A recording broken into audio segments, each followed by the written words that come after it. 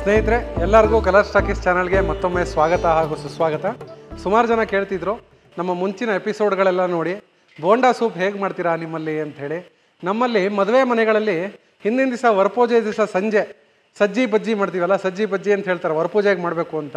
ಒಂದು ಸ್ವೀಟು ಒಂದು ಖಾರ ಅಂತ. ಅದಕ್ಕೆ ಸಂಜೆ ಹೆಂಗಿದ್ರು ರಿಸೆಪ್ಷನ್ ಇರುತ್ತೆ, ಮಧ್ಯಾಹ್ನ ಊಟ ಮಾಡಿರ್ತಾರೆ, ಸಂಜೆ ಒಂದು ಲೈಟ್ ಸ್ನ್ಯಾಕ್ ಬೇಕು, ಅದ್ರ ಜೊತೆ ಒಂದು ಸ್ವೀಟ್ ಬೇಕು ಅಂತ ಹೇಳಿ ಲೈಟ್ ಸ್ನ್ಯಾಕು ಬೋಂಡಾ ಸೂಪ್ ಸುಮಾರು ಜನ ಆರ್ಡರ್ ಮಾಡ್ತಾರೆ. ನಮ್ಮಲ್ಲಿ RVR ಕೇಟರರ್ಸಲ್ಲಿ ಮದುವೆ ಮನೆಗಳಲ್ಲಿ ಬೋಂಡಾ ಸೂಪು 100% ಯಾವ್ದಾರ ಒಂದು ಕಡೆ ಅಲ್ಲಿ ಇಲ್ಲಿ ಎಲ್ಲ ಒಂದು ಕಡೆ ಕೂರಿಸ್ಬಿಟ್ಟಿರ್ತೀವಿ. ಯಾಕೆ ಅಂತ ಹೇಳಿದ್ರೆ ಬೋಂಡಾ ಸೂಪು ತುಂಬ ಸ್ಪೆಷಲ್ ನಮ್ಮಲ್ಲಿ. ಆದ್ದರಿಂದ ಆ ಬೋಂಡಾ ಸೂಪ್ ನಾವು ಹೇಗೆ ಮಾಡ್ತೀವಿ ಮದುವೆ ಮನೆಗಳಲ್ಲಿ, ಆ ಬೋಂಡಾ ಉದ್ದಿನ ಬೋಂಡಾ ಹಾಗೂ ಅದಕ್ಕೆ ಬೇಕಾಗಿರೋವಂಥ ಸೂಪು ಹೇಗೆ ಮಾಡ್ತೀವಿ ಅನ್ನೋದನ್ನು ನಾನಿವತ್ತು ಈಗಿನ ಎಪಿಸೋಡಲ್ಲಿ ಮಾಡಿ ತೋರಿಸ್ತೀನಿ. ದಯವಿಟ್ಟು ಮನೇಲೂ ಒಂದ್ಸಲಿ ಎಲ್ಲ ಟ್ರೈ ಮಾಡಿ, ತುಂಬ ಚೆನ್ನಾಗಿ ಬರುತ್ತೆ. ಸಂಜೆ ಟೈಮಲ್ಲಿ ಅಥವಾ ಮಧ್ಯಾಹ್ನ ಊಟದ ಜೊತೆಗೆ ಅಂದರೆ ಸ್ವಲ್ಪ ಹೆವಿ ಆಗಿಬಿಡುತ್ತೆ. ಸಂಜೆ ಸ್ನ್ಯಾಕ್ಸ್ ಟೈಮಲ್ಲಿ ಮಾಡಿಕೊಂಡ್ರೆ ತುಂಬ ಇಷ್ಟ ಆಗುತ್ತೆ ಎಲ್ಲರಿಗೂ, ಅಥವಾ ಬೆಳಗ್ಗೆ ಬ್ರೇಕ್ಫಾಸ್ಟ್ ಟೈಮಲ್ಲಿ ಮಾಡಿಕೊಂಡ್ರೆ ತುಂಬ ಚೆನ್ನಾಗಿರುತ್ತೆ ಬೋಂಡಾ ಸೂಪು. ದಯವಿಟ್ಟು ಒಂದ್ಸಲಿ ಟ್ರೈ ಮಾಡಿ. ಎಣ್ಣೆ ಕಾಯಕ್ಕೆ ಇಟ್ಬಿಡೋಣ. ನಾವು ಯೂಸ್ ಮಾಡ್ತಿರೋದು ಪ್ಯೂರ್ ಸನ್ಫ್ಲವರ್ ಆಯಿಲ್. ಇದು ಫಿಸಿಕಲಿ ರಿಫೈನ್ಡ್ ಸನ್ಫ್ಲವರ್ ಆಯಿಲು, ಮತ್ತು ಇದರಲ್ಲಿ ಕೆಮಿಕಲ್ ಇಲ್ಲ ಅಂತ ಹೇಳಿದ್ದಾರೆ. ಸೊ ಅದಕ್ಕೋಸ್ಕರ ಅದನ್ನು ನಾವು ನಮ್ಮ ಕಿಚನಲ್ಲೂ ಕೂಡ ಉಪಯೋಗಿಸ್ತಾ ಇದ್ದೀವಿ. ಸ್ನೇಹಿತರೆ, ನಾನು ಬೋಂಡಾ ಸೂಪ್ಗೆ ಉದ್ದಿನ ಬೇಳೆನ ನೆನೆಸಿಟ್ಕೊಂಡಿದ್ದೀನಿ. ಈ ಉದ್ದಿನ ಬೇಳೆ ನೋಡಿ, ಅರ್ಧ kg ಅಷ್ಟು ಉದ್ದಿನ ಬೇಳೆನ ಸುಮಾರು ಒಂದು 3 ಗಂಟೆ ಕಾಲ ನೆನೆಸ್ಕೊಂಡು, ಸ್ಟಾರ್ಟಿಂಗ್ ನೆನೆಸ್ಬೇಕಾದ್ರೆ ಒಂದ್ಸಲಿ ತೊಳೆದಿದ್ದೀನಿ. ಆಮೇಲೆ ಚೆನ್ನಾಗಿ ನೆಂದ ಮೇಲೆ ಇವಾಗ ರುಬ್ಕೊಳ್ಳೋಕ್ಕೂ ಮುಂಚೆ ಇನ್ನೂ ಒಂದು 2 ಸಲ ನೀಟಾಗಿ ತೊಳ್ಕೊಂಡು ಬಂದಿದ್ದೀನಿ. ಇಲ್ಲಾಂದರೆ ಬೋಂಡಾ ಸ್ವಲ್ಪ ಕಲರ್ ಚೇಂಜ್ ಆಗ್ಬಿಡುತ್ತೆ ಅನ್ನೋ ದೃಷ್ಟಿಯಿಂದ ಚೆನ್ನಾಗಿ ತೊಳಿಬೇಕಿದು. ಸ್ನೇಹಿತರೆ, ಉದ್ದಿನ ಕಾಳು ಬರುತ್ತೆ, ಉದ್ದಿನ ಬೇಳೆನೂ ಬರುತ್ತೆ, ಎರಡೂ ಚೆನ್ನಾಗಿರುತ್ತೆ, ಏನು ತೊಂದರೆ ಇಲ್ಲ. ಜಷ್ಟೊತ್ತು ನೆನೆಸ್ತೀರಾ ಅಷ್ಟು ಚೆನ್ನಾಗಿ ಬರುತ್ತೆ ಈ ಉದ್ದಿನ ಬೋಂಡ. ಚೆನ್ನಾಗಿ ಉದುಗಬೇಕು, ಆ ಚೆನ್ನಾಗಿ ಉದುಗಿದ್ರೆ ಚೆನ್ನಾಗಿ ಬರುತ್ತೆ. ನಾವು ಜನರಲ್ಲಾಗಿ ಕೇಟ್ರಿಂಗಿಗೆಲ್ಲ ಗ್ರೈಂಡ್ರಿಗೆ ಹಾಕ್ಬಿಡ್ತೀವಿ. ನೀವು ಮನೇಲಿ ಗ್ರೈಂಡ್ರಿಗೆ ಹಾಕಿ ಮಾಡೋ ಅಷ್ಟು ಜಾಸ್ತಿ ಪೋರ್ಷನ್ ಮಾಡೋಕ್ಕಾಗಲ್ವಲ್ಲ, ಅದಕ್ಕೋಸ್ಕರ ನಾನು ಮಿಕ್ಸಿಲಿ ಹೇಗೆ ಆಡಿಸ್ಕೋಬೇಕು ಇದನ್ನು ಅನ್ನೋದನ್ನು ತೋರಿಸ್ಕೊಡ್ತೀನಿ. ಫಸ್ಟ್ ಇದನ್ನು ನೋಡಿ, ಈ ಥರ ಮಿಕ್ಸಿಗೆ ಜಾಸ್ತಿ ಹಾಕ್ಕೊಳ್ಳೋದು ಬೇಡ, ಒಂದು 1/4 ಜಾರು ಉದ್ದಿನಬೇಳೆ ಹಾಕ್ಕೊಂಡು ಇದನ್ನು ಸ್ವಲ್ಪ ನೀರು ಹಾಕಿ ಜಾಸ್ತಿ ನೀರು ಹಾಕಬಾರ್ದು, ಸ್ವಲ್ಪ ನೀರು ಹಾಕಿ ಫಸ್ಟ್ ರಫ್ ಮಾಡ್ಕೊಂಡು ಆಮೇಲೆ ನೀರು ಹಾಕ್ಕೊಂಡು ರುಬ್ಕೋಬೇಕು. ತೋರಿಸ್ತೀನಿ ಬನ್ನಿ. ನೋಡಿ, ಇದನ್ನು ಈ ಥರ ಫಸ್ಟು ರಫ್ ಮಾಡ್ಕೋಬೇಕು. ಇದನ್ನು ನೋಡಿ, ಇನ್ನೊಂದು ಸ್ವಲ್ಪ ಈ ಥರ ನೀರು ಹಾಕ್ಕೊಂಡು, ತಣ್ಣಗಿರೋ ನೀರು, ಸ್ವಲ್ಪ ಆದಷ್ಟು ಕೋಲ್ಡ್ ವಾಟ್ರ್ ಉಪಯೋಗಿಸ್ಕೊಂಡ್ರೆ ಚೆನ್ನಾಗಿ ಬರುತ್ತೆ. ಇದನ್ನೀಗ ರುಬ್ಕೋಬೇಕು.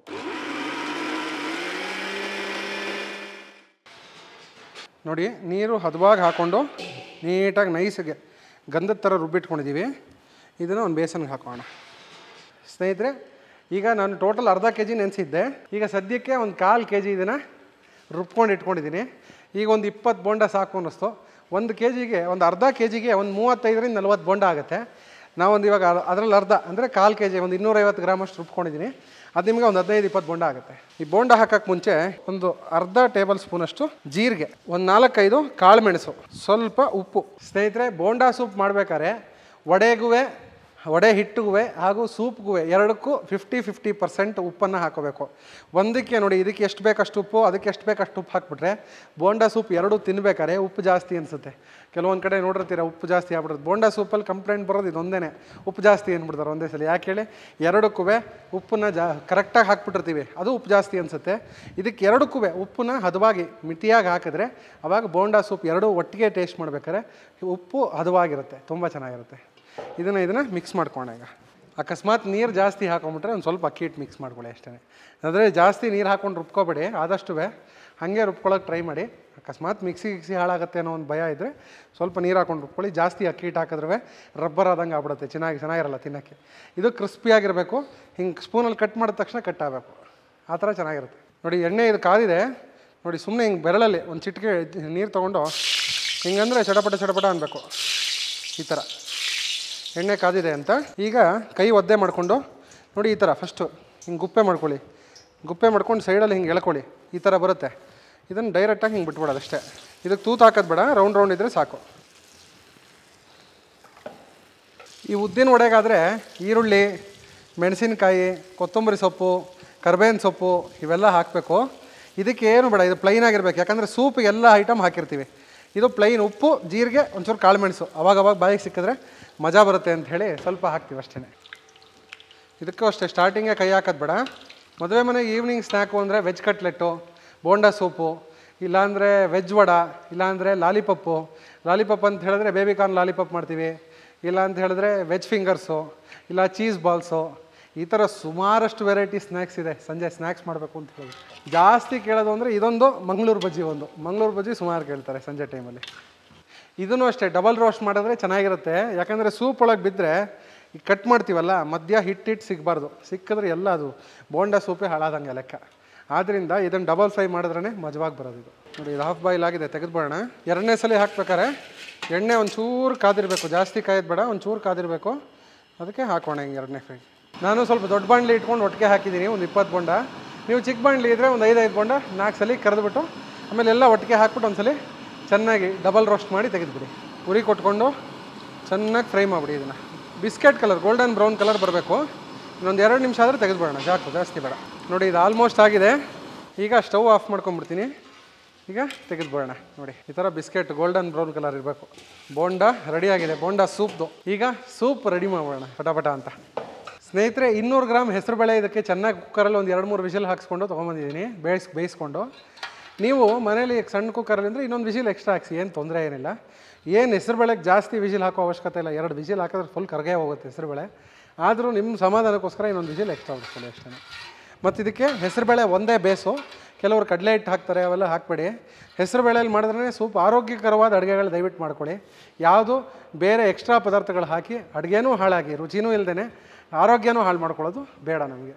ಆದ್ದರಿಂದ ಏನು ಆರೋಗ್ಯಕ್ಕೆ ಒಳ್ಳೆಯದೋ ಅದನ್ನು ಹಾಕಿ, ಅವಾಗ ಅಡುಗೆನೂ ಚೆನ್ನಾಗಾಗುತ್ತೆ, ರುಚಿಸುತ್ತೆ, ಬಾಯಿಗೆ ಮನಸ್ತೃಪ್ತಿ ಕೊಡುತ್ತೆ. ಈಗ ಒಗ್ಗರಣೆಗೆ ಫಸ್ಟು ಒಂದು 5 ಟೇಬಲ್ ಸ್ಪೂನಷ್ಟು ಎಣ್ಣೆ ಕಾಯ್ತಿದ್ದಂಗೆ 1 ಟೇಬಲ್ ಸ್ಪೂನಷ್ಟು ಜೀರಿಗೆ, ಕರಿಬೇವಿನ ಸೊಪ್ಪು, 5ರಿಂದ 6 ಹಸಿರು ಮೆಣಸಿನ್ಕಾಯಿ ಸೀಳಿರೋವಂಥದ್ದು, 1 ಇಂಚಷ್ಟು ಶುಂಠಿ. ಇದಿಷ್ಟು ಹಾಕೊಂಡ್ಮೇಲೆ ನೋಡಿ, 1 ಟೇಬಲ್ ಸ್ಪೂನು ಜೀರಿಗೆ, 1 ಟೇಬಲ್ ಸ್ಪೂನು ಕಾಳುಮೆಣಸು, 2 ಹಾಕಿ ಪೌಡ್ರ್ ಮಾಡಿ ಇಟ್ಕೊಂಡಿದ್ದೀನಿ. ಈ ಪೌಡ್ರನ್ನ ಹಾಕೋಣ. ಒಂದು 2 ಸ್ಪೂನಷ್ಟು. 2 ಟೊಮೆಟೊ ನೈಸ್ ಹಚ್ಚಿಟ್ಕೊಂಡಿದ್ದೀನಿ, ಇದನ್ನು ಹಾಕೋಣ.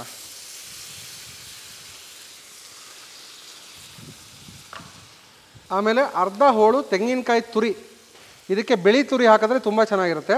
ಅರ್ಧ ಹೋಳಷ್ಟು ತೆಂಗಿನಕಾಯಿ ತುರಿ ಹಾಕ್ಕೊಳ್ತಿದ್ದೀನಿ.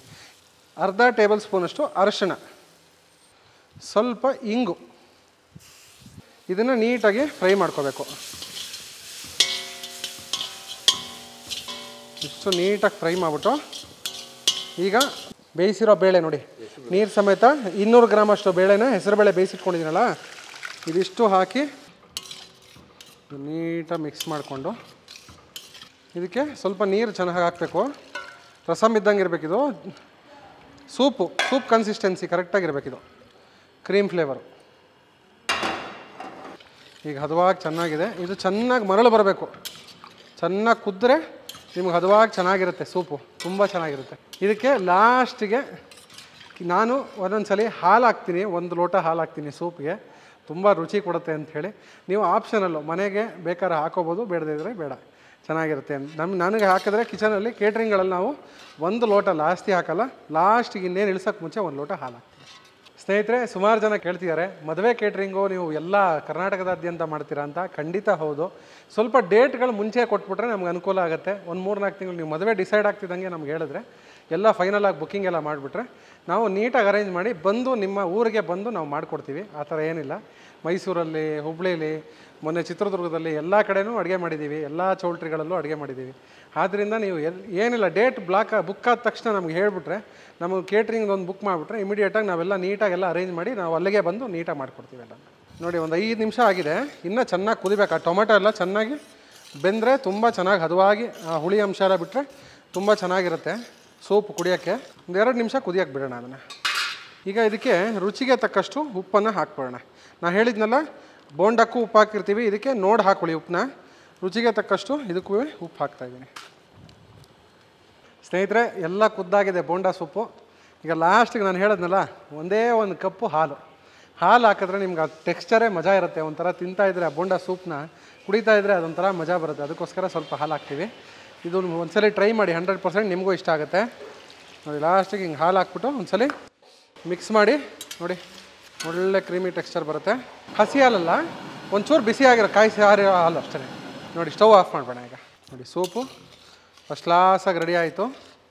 ಕ್ರೀಮಿ ಟೆಕ್ಸ್ಚರ್ ಸೂಪು ಇದಕ್ಕೆ ಲಾಸ್ಟಿಗೆ ಚೆನ್ನಾಗಿ ಕೊತ್ತಂಬರಿ ಸೊಪ್ಪನ್ನ ಹಾಕ್ಬೋಣ. ಇದಕ್ಕೆ ಕೊತ್ತಂಬರಿ ಸೊಪ್ಪು ಚೆನ್ನಾಗಿ ಹಾಕಿದ್ರೇ ಮಜವಾಗಿರುತ್ತೆ. ನೋಡಿ ಒಳ್ಳೆ ಸೂಪು ಕನ್ಸಿಸ್ಟೆನ್ಸಿ, ಸ್ವಲ್ಪ ರಸಮ್ ಥರನೂ ಇರಬಾರ್ದು, ಈ ಕಡೆ ಗಟ್ಟಿಯಾಗೂ ಇರಬಾರ್ದು, ಒಳ್ಳೆ ಸೂಪ್ ಇದ್ದಂಗೆ ಇರಬೇಕಿದೆ. ನೋಡಿ ಹೈ ಕ್ಲಾಸ್ ಆಗಿದೆ ಸ್ನೇಹಿತರೆ. ಬೋಂಡ ರೆಡಿಯಾಗಿದೆ, ಸೂಪು ರೆಡಿಯಾಗಿದೆ. ಎರಡನ್ನೂ ಒಟ್ಟಿಗೆ ಮುಂಚೆನೇ ಮಿಕ್ಸ್ ಮಾಡಿಡಬಾರ್ದು. ಕಪ್ಪಿಗೆ ಬೋಂಡ ಹಾಕಿ ಅದ್ರ ಮೇಲೆ ಸೂಪ್ ಹಾಕಿಕೊಟ್ರೆ ಮಜಾ. ತಿನ್ನೋಕ್ಕೂ ಮುಂಚೆ ಅದನ್ನು ಕೊಡಬೇಕು, ಅದನ್ನ ಹಂಗೆ ಬೋಂಡ ಹಾಕಿ ಅದ್ರ ಮೇಲೆ ಬಿಸಿ ಬಿಸಿ ಸೂಪ್ ಹಾಕಿ ಕೊಡಬೇಕು.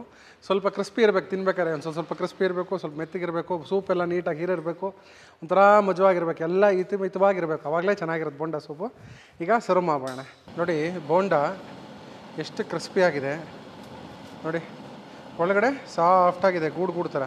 ಹಿಂಗೆ ಮುಟ್ಟಿದ್ರೆ ಕೈ ಗಂಟಬಾರ್ದು ಬೋಂಡ, ಅವಾಗ ನಿಮ್ಗೆ ಹದವಾಗಿ ಎಲ್ಲ ಕಡೆ ಬೆಂದಿದೆ ಅಂತ ಅರ್ಥ. ನೋಡಿ ಎಲ್ಲಿಂದ ಎಲ್ಲಿ ಬಿಟ್ಟಿದ್ರು ಕೈಗೆ ಅಂಟಬಾರ್ದು, ಆವಾಗ ಹೈ ಕ್ಲಾಸ್ ಆಗಿದೆ ಬೋಂಡ ಅಂತ. ಇದು ನಿಮ್ಗೆ ಸೂಪಲ್ಲಿ ಹಿಂಗೆ ಸ್ಪೂನಲ್ಲಿ ಹಿಂಗೆ ಕಟ್ ಮಾಡ್ತಿದ್ದಂಗೆ ಪಟ್ ಅಂತ ಕಟ್ ಆಗತ್ತಿದ. ನೀರು ಜಾಸ್ತಿ ಹಾಕಬಾರ್ದು ರುಬ್ಬೇಕಾರೆ, ಎಲ್ಲ ಹದವಾಗಿ ರುಬ್ಕೊಂಡ್ರೆ ತುಂಬ ಚೆನ್ನಾಗಿರುತ್ತೆ ನೋಡಿ ಬೋಂಡ.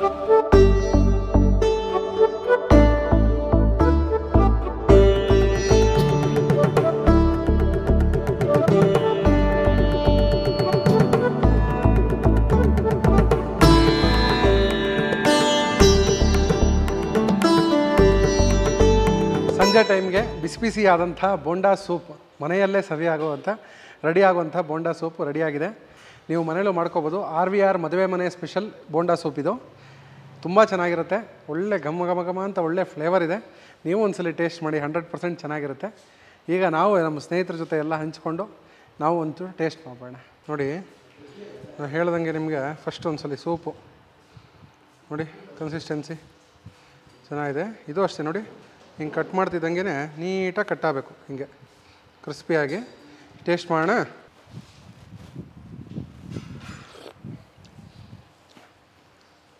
ಸೂಪ್ ಕುಡಿದ್ರೆ ಮಜಾ, ಅದು ಕ್ರೀಮಿ ಟೆಕ್ಸ್ಚರ್ ಹೇಳಿದ್ನಲ್ಲ, ಅದು ಒಂಚೂರು ಸೂಪ್ ಥರ ಆ ಟೆಕ್ಸ್ಚರ್ ಜೊತೆಗೆ ಈ ಬೋಂಡಾ ಜೊತೆ ಒಂಚೂರು ಟ್ರೈ ಮಾಡೋಣ. ನೀಟಾಗಿ ನೆಂದಿದೆ ಬೋಂಡ,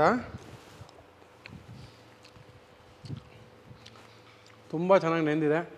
ಆಚೆ ಕ್ರಿಸ್ಪಿ ಲೇಯರು, ಒಳಗಡೆ ಸಾಫ್ಟಾಗಿದೆ. ಇದನ್ನು ಹೀಗೆ ಬಿಸಿ ಬಿಸಿ ತಿಂದ್ರೇ ಮಜಾ. ಒಂದು 2 ನಿಮಿಷ ಬಿಟ್ಬಿಟ್ರೆ ಆರ್ಬಿಟ್ರೆ ಎಲ್ಲ ಅದ್ರೊಳಗೆ ಅನ್ನ ಸಾಂಬಾರು ಕಲಿಸ್ಕೊಂಡಂಗೆ ಎಲ್ಲ ಕಲಿಸ್ಕೊಂಡ್ಬಿಡುತ್ತೆ. ಆ ಥರ ಇದ್ದರೆ ಚೆನ್ನಾಗಿರಲ್ಲ, ಬಿಸಿ ಬಿಸಿನೇ ಕೊಡಬೇಕಿದ್ದೀನಿ, ಹೀಗೆ ಮಜಾ. ತುಂಬ ಚೆನ್ನಾಗಿದೆ. ಹಾಗೆ ಇದೇ ರೀತಿಯಾದಂಥ ರೆಸಿಪಿಗಳಿಗೆ, ಹಳೆಯ ರೆಸಿಪಿಗಳಿಗೆ, ಈ ಥರ ಮದುವೆ ಮನೆ ರೆಸಿಪಿಗಳಿಗೆ ನಮ್ಮ ಕಲರ್ ಸ್ಟಾಕೀಸ್ ಚಾನಲನ್ನು ಲೈಕ್ ಮಾಡಿ, ಶೇರ್ ಮಾಡಿ, ಸಬ್ಸ್ಕ್ರೈಬ್ ಮಾಡಿ. ನಿಮ್ಮ ಸ್ನೇಹಿತರ ಜೊತೆ, ಬಂಧು ಬಾಂಧವರ ಜೊತೆ ಹಂಚ್ಕೊಳ್ಳಿ. ಎಲ್ಲರ ಮನೆಯಲ್ಲಿ ಒಳ್ಳೆ ಅಡುಗೆ ಆಗಬೇಕು ಅನ್ನೋದೇ ನಮ್ಮ ಉದ್ದೇಶ. ಆದ್ದರಿಂದ ಯಾವುದು ಮುಚ್ಚುಮರೆ ಇಲ್ಲದೆ ಎಲ್ಲ ಟ್ರಾನ್ಸ್ಪರೆನ್ಸಿಯಾಗಿ ತೋರಿಸ್ತಾ ಇದ್ದೀವಿ. ಅದೇ ರೀತಿಯಾಗಿ ನಿಮ್ಮ ಮನೆ ಮದುವೆಗಳು, ಗೃಹ ಪ್ರವೇಶ, ಉಪನಯನ, ಯಾವುದೇ ರೀತಿಯಾದಂಥ ಶುಭ ಸಮಾರಂಭಗಳಿಗೆ ವಿನಯ್ ಶ್ರೀನಿವಾಸ್ನ ಮಾತ್ರ ಮರೆಯೋಕ್ಕೆ ಹೋಗಬೇಡಿ. RVRನ ಕೇಟರರ್ಸ್ನ ಮರೆಯೋಕ್ಕೆ ಹೋಗಬೇಡಿ. ನಿಮ್ಮ ಶುಭ ಸಮಾರಂಭಗಳನ್ನ ಇನ್ನೂ ಹೆಚ್ಚು ಸಕ್ಸಸ್ ಮಾಡೋದಕ್ಕೆ ನಾವು ಅನುಕೂಲ ಮಾಡಿಕೊಡ್ತೀವಿ. ಹಾಗೆ ನಿಮ್ಮ ಆಫೀಸ್ಗಳು, ಕಂಪ್ನಿಗಳು ಯಾವುದೇ ರೀತಿಯಾದಂಥ ಡೈಲಿ ಕೇಟ್ರಿಂಗ್ ಬೇಕು ಅಂತ ಹೇಳಿದ್ರೆ 50 ಜನಕ್ಕಿಂತ ಜಾಸ್ತಿ ಇದ್ದರೆ RR ನಗರ್ 15 ಕಿಲೋಮೀಟರ್ ಸರೌಂಡಿಂಗ್ಸಲ್ಲಿ ಎಲ್ಲ ಕಂಪ್ನಿಗಳಿಗೂ ನಾವು ಊಟ ಸಪ್ಲೈ ಮಾಡೋದಕ್ಕೆ ಶುರು ಮಾಡಿದ್ದೀವಿ. ಸೊ ನಿಮಗೂ ಈ ಥರ ಏನಾರು ಕಂಪ್ನಿಗಳಿಗೆ ಊಟ ಬೇಕು ಅಂತ ಹೇಳಿದ್ರೆ RR ನಗರ 15 ಕಿಲೋಮೀಟರ್ ಸರೌಂಡಿಂಗ್ಸು ಖಂಡಿತ ನಮಗೆ ಬಂದು ತಿಳಿಸಿ. ನಾವು ನಿಮಗೆ ಮನೆ ಊಟಗಳನ್ನ, ಆರೋಗ್ಯಕರವಾದಂಥ ಊಟಗಳನ್ನ ಡೈಲಿ ನಿಮಗೆ ಕಂಪ್ನಿಗೆ ತಲುಪಿಸೋ ವ್ಯವಸ್ಥೆ ಮಾಡ್ತೀವಿ.